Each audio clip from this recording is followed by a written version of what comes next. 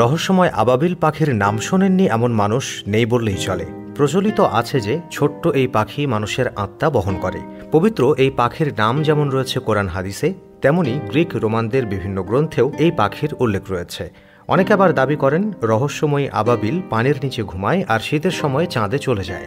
আবাবিলকে ঘিরে এমন আরও বহু প্রচলিত বিশ্বাস রয়েছে, যদিও এসব বিশ্বাসের সত্যতা কতটুকু এ নিয়ে রয়েছে ধোঁয়াশাও।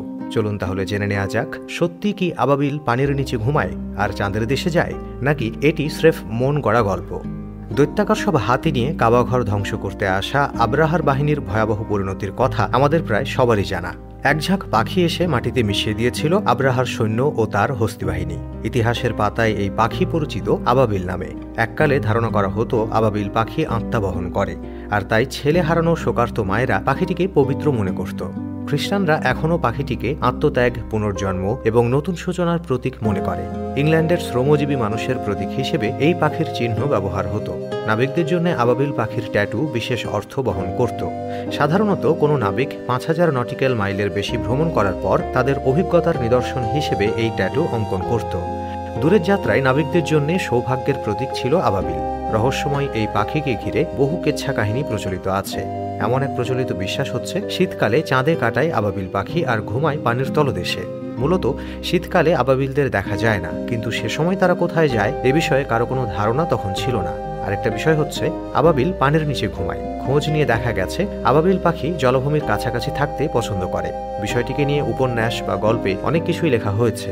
লোককথায় আছে আবাবিল পাখি হ্রদে রাত কাটায়। অনেকে নদীর তলদেশ থেকে পাখিকে উঠতে দেখেছেন বলেও দাবি করেন।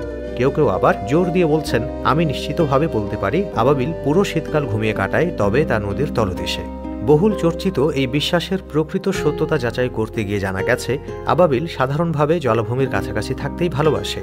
শীত মৌসুম শুরু হলেই এরা দীর্ঘ পথ পাড়ি দিয়ে উষ্ণ অঞ্চলে আসে। সে সময় এদের দেখা না পাওয়ায় অনেকেই মনে করেন আবাবিল চাঁদে চলে যায়। পশ্চিম ও দক্ষিণ আফ্রিকার মতো উষ্ণ অঞ্চলের আবাবিলরা জন্মস্থানে কাটিয়ে দেয়। শীতকালে বাংলাদেশেও আবাবিল পাখির দেখা মেলে। খাল, জলাশয় বা ফসলের ক্ষেতের উপর তাদের উড়ন্ত অবস্থায় ছোট ছোট পোকা শিকার করতে দেখা যায়। আরও প্রচলিত আছে যে এই পাখিরা নাকি কখনো মাটিতে নেমে আসে না। অবশ্য এই ধারণা ইতিমধ্যেই ভুল প্রমাণিত হয়েছে। পবিত্র কোরআনের সূরা ফিলে আবাবিল শব্দটি ব্যবহৃত হয়েছে। আবাবিল শব্দের ব্যাপারে বহু মানুষের ভুল ধারণা আছে। বহুজন মনে করে আবাবিল হলো এক প্রজাতির পাখি যাদের পাঠিয়ে আল্লাহ ইয়েমেনের আব্রাহা বাদশার হাতি বাহিনীকে ধ্বংস করেছিলেন। প্রকৃতপক্ষে আবাবিল কোনো নির্ধারিত প্রজাতির পাখির নাম নয়, বরং আবাবিল শব্দের অর্থ হচ্ছে ঝাঁক বা ঝাঁকে ঝাঁকে। কোরআনে ব্যবহৃত শব্দযুগল তাইরান আবাবিল এর অর্থ হচ্ছে পাখির ঝাঁক বা ঝাঁকে ঝাঁকে পাখি।